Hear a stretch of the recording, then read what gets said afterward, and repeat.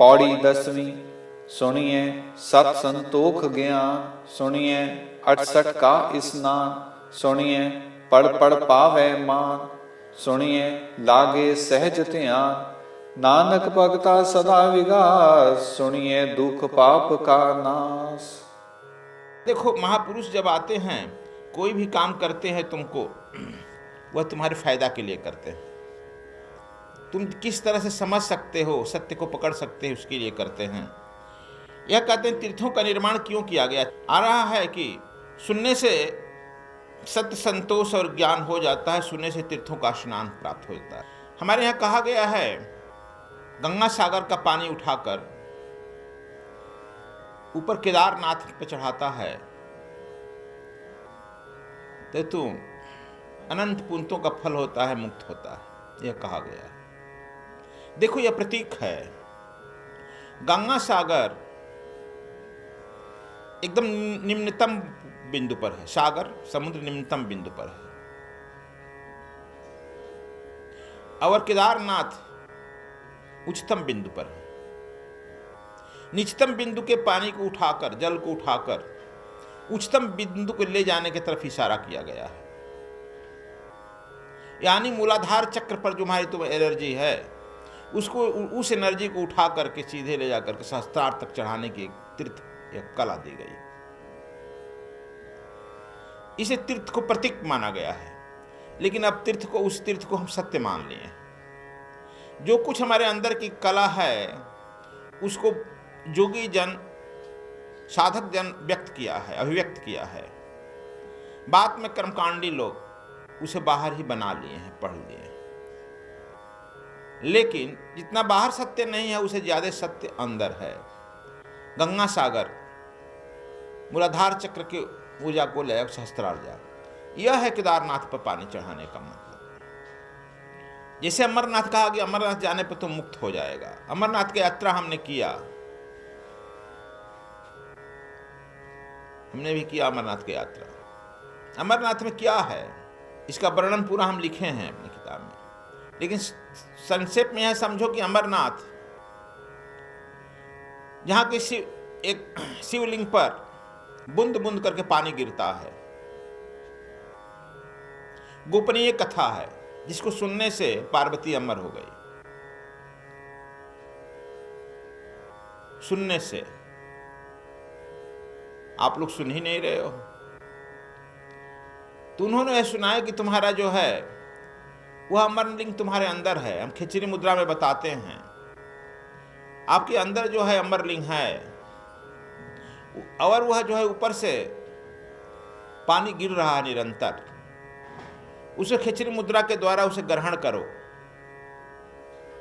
जिस अवस्था में तुमको सत्वा रस प्राप्त हो जाता है, उसी अवस्था में शरीर जो है कांस्टेंट हो जाता है, स्थिर हो जाता है। मरने का भय समाप्त हो जाता है तो अमरत्व को प्राप्त कर लेता है। यह अमरनाथ की यात्रा। भारत के सारे तीर्थ जो है प्रतीकात्मक रूप से बनाए गए हैं। नीचे से ऊपर की तरफ यात्रा करो, सुनने से संतोष ज्ञान प्राप्त होता है, और ऊर्जा जो है ऊर्ध्वगमन की ओर हो जाती है। सुनने से 68 तीर्थों का फल होता है। 68 तीर्थ तुम्हारे सारे चक्रों पर, 7 चक्रों पर 51 दल हैं कमल।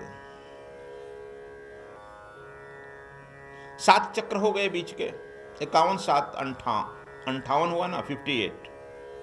5 कर्म इंद्रिय, 5 ज्ञान इंद्रिय, 10 68 हुआ ना। तो जो 68 तीर्थ वही है तुम्हारा अंदर।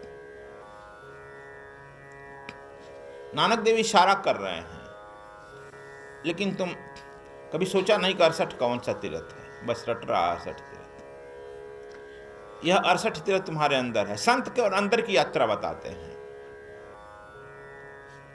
तो यह 68 तीर्थ जो बाहर दौड़कर करेगा, वह अंदर ही समय का सदगुरु जब मिल जाएगा, तुमको सारे यह अंदर 68 तीर्थ करा देगा, और तुम क्षण भर में इससे मुक्त हो जाएगा। यह जो है सुनने से सहज ध्यान होने लगता है, क्योंकि हम बहिर्मुख हो गए हैं। बाहर हम देखते हैं और बाहर ही हम कहते हैं, बोलते हैं ना, जो आदमी जितना बोलता है समझो कि वह आदमी उतना ही बेचैन रहेगा। कुछ आदमी पूरा रामायण रट लिए, कुछ आदमी गीता रट लिए, कुछ आदमी तुम देखा हुआ यहां भी पूरा जपजी साहब रट लिए और उसको हरदम बोलते रहेंगे, उसको पुण्य समझ लिए। वो बहिर्मुख हो गए ना, बहिर्मुख हो गए, अंतर की यात्रा बंद हो गई। अंतर की यात्रा के लिए मौन रहना जरूरी है, क्योंकि जब वो अंदर यात्रा कर रही है, एनर्जी दौड़ रही है, तो उसको अंदर से सुनना होगा। अंदर वह जो है सुनने की कला जब आ जाएगी, कहते हैं कि सारे, जब तुम सुनने की कला ठीक ठीक आ जाएगी, सारे अवरोध समाप्त हो जाएंगे। और सारे अवरोध को समाप्त होते हुए सारे पाप समाप्त हो जाएंगे, पापों से तुम्हारा संबंध कट जाएगा, आनंद में हो जाएगा। कबीर साहब भी कहते हैं, निर्भय भयता गुरु की नगरिया। जहां निर्भयता को प्राप्त कर लेता है वहीं गुरु की नगर प्रवक्त हो जाती है। जहां जब गुरु के नगर में प्रवेश कर जाता है, ठीक ठीक वही गुरुद्वारा है, और गुरुद्वार जब खुलता है तो गोविंद का दर्शन हो जाता है। इसलिए यह सब सहज हो जाती है। सहजे सहजे सब गए सुतबित कामनी काम, एक में हो मिल रहा दास कबीरा राम। जब तुम सुनने लगेगा तो सहज ही सहज तुम्हारे मन से सब जाने लगेंगे। कौन कौन? सुतबित कामनी काम, सबसे मुंह पुत्र पर रहता है ना, धन पर रहता है, पत्नी पर रहता है, काम पर रहता है, यही पर सबसे ज्यादा मोह रहता है। कहते यह सहजे सहजे विदा होने लगेगा। और जब एक में मिल रहा दास कबीरा, कहते हैं कि यह जो है तब एक में तुम मिलकर हो जाएगा दास कबीरा राम। जैसे दास कबीर जो हैं राम में मिल करके एक हो गए। अब तुम राम कहेगा, कबीर कहेगा, क्या कहेगा? जो मन कहना है कहो, लेकिन हम तो एक में मिल गए, एक में मिल जाएगा, एक अद्वैत हो जाएगा। इसलिए यह सुनने से ही कला होगी।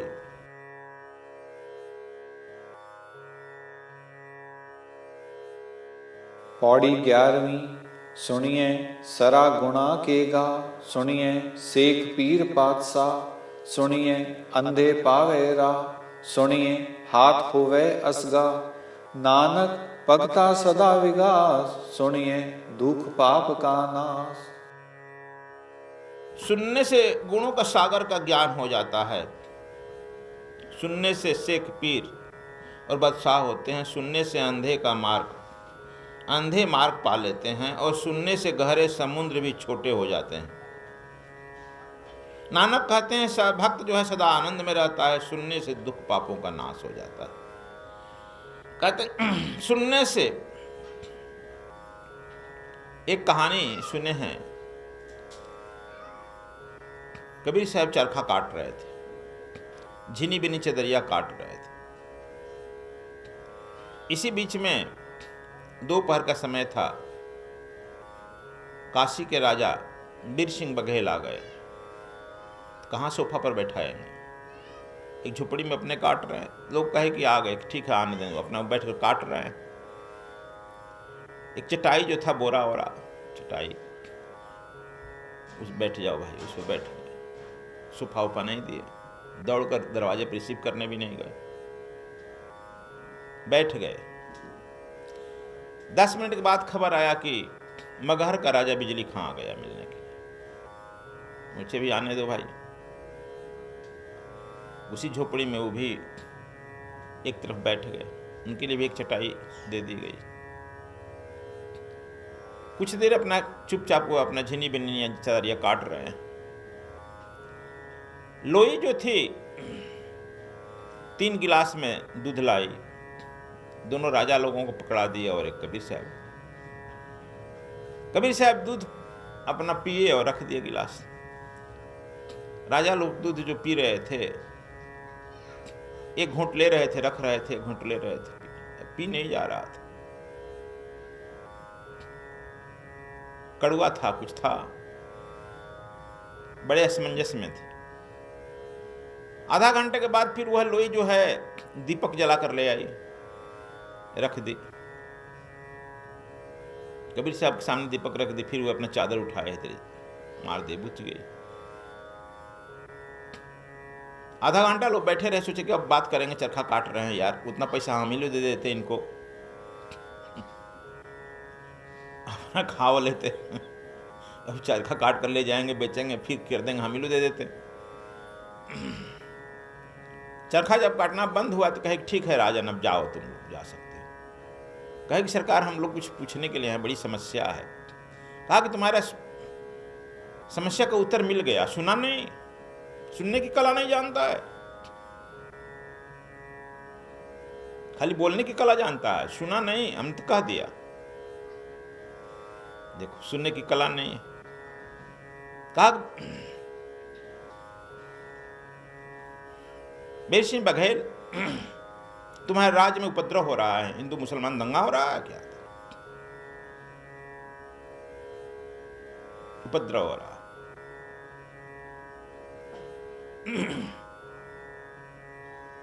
बत्ती जो आई, दिन में बत्ती आया था ना जलाकर, तो हम उसको डांट सकते थे, मार सकते थे, झगड़ा हो सकता था ना, फिर उपद्रव होता, या घर में भी झगड़ा होता, कलह होता ना। लेकिन वह जलाकर गए, मैं कुछ नहीं बोला, देखा नहीं, बुझा दिया। इस तरह से तुम इस उपद्रव को बुझाना सीखो। भाग कर आ गया, यहां बैठ गया, जाओ शांति से बुझाना सीखो। बिजली खां, तुम्हारे घर में पारिवारिक कला है ना? जी सरकार। तुम देखा नहीं, दूध तो एक ही समान, हम तीनों का एक गिलास में आया ना, दूध में चीनी की जगह पर नमक डाला था। अब बताओ कहाँ हम जानते हैं चीनी होगा ही नहीं घर में। वह जो है कुछ डालना चाहती है, नमक है तो नमक ही डालती, कुछ तो डालना है ना दूध में। चीनी है नहीं, गुड़ है नहीं, नमक डाल दी। हमने उस दूध को तो चुपचाप पी कर रख लिया। तू लोग घुट घुट पी रहा, रख रहा कि गुरु जी के आश्रम का प्रसाद है, फेंक भी नहीं सकते हैं, पी भी नहीं सकते हैं, मन में ग्लानि महसूस होती है, कुछ कह भी नहीं सकते हैं। आश्रम का प्रसाद है, कैसे कहीं कड़वा है, मीठा है, प्रसाद कहीं कड़वा मीठा होता है, लेकिन जा भी नहीं रहा। विषम परिस्थितियों को बिजली खां पीना सीखो। उत्तर तुम्हारे दोनों का मिल गया था। विषम परिस्थितियों को तुम बुझाना सीखो, विषम परिस्थितियों को पीना सीखो। जब ये पीना समझ सीख लेगा, तुम्हारे दोनों का समस्या समाप्त हो जाएगा। जाओ और सुनने की कला सीखो। तो देखो यह बता दिए, तो हम लोग भी, यह सब हम लोगों के साथ भी घटना घटती है, लेकिन हम लोग न बुझाते हैं न पीते हैं। इसलिए कि सुनने की कला हम नहीं जानते हैं। कहते हैं कि सुनने से ज्ञान की गरिमा बढ़ती है और ज्ञान गरिमामय हो जाती है। बिना विचार किए हम सुन नहीं सकते हैं, हम विचार करते रहते हैं। गुरु जी भी कुछ कहते हैं, खूब विचार करता है। कहा गया है कि माता पिता गुरु जो कुछ कहे करो बिना विचारे। तुलसीदास भी रामायण में कहते हैं, माता पिता गुरु जो कुछ कहता है उसमें विचार मत करो, बिना विचारे करो। लेकिन और किसी पे विचार करेगा नहीं। पत्नी कहेगी तो नहीं विचार करेगा, लेकिन गुरु जी कहेंगे तो जरूर विचार करेगा। है ना? देखो ना, आज गुरु जी के यहाँ गए थे, मांग दिए 100 रुपया। पत्नी से सलाह लेकर बताओ 100 रुपया दे दे, तब फिर घर काम कैसे चलेगा? है ना जी? तब यह जरूर विचार करेगा। यह कह रहे हैं कि देखो विचार से नहीं होता है, विचार से समस्याएं बढ़ती है। विचार क्या है? जैसे जल के ऊपर तैरना विचार है, जल में डुबकी लगा लेना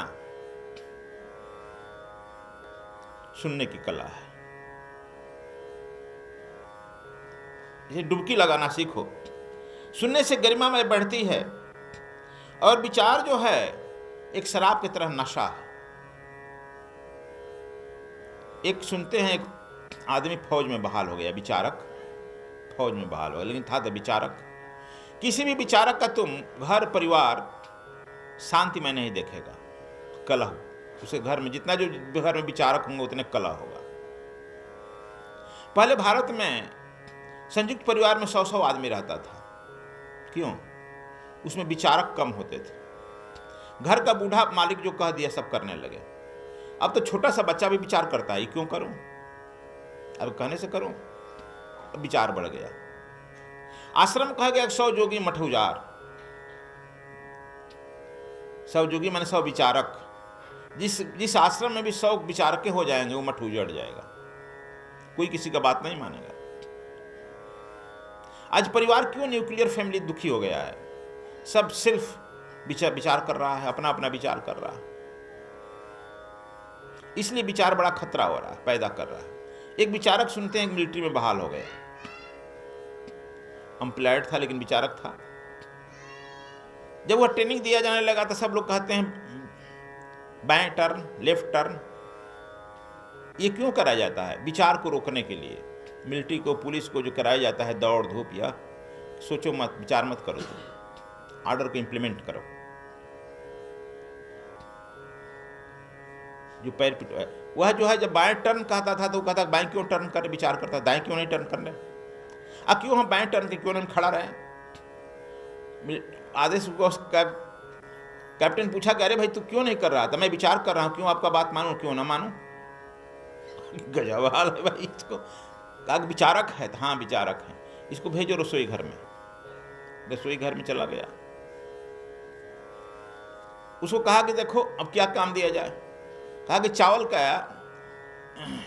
जो बड़े छोटे कंकड़ हैं उसको बिनो। चावल को लेकर बैठ गया, उसमें बड़े भी कंकड़ देखा, छोटा भी देखा, लेकिन बड़े छोटे के बीच का मझिला भी देख लिया। कहा कि बड़ा तो कहें रखो, छोटा रखो, मझिला क्या करें हम? विचार बात है ना। इसको रखें तो हम अलग अलग रखें कि एक ही जगह रखें?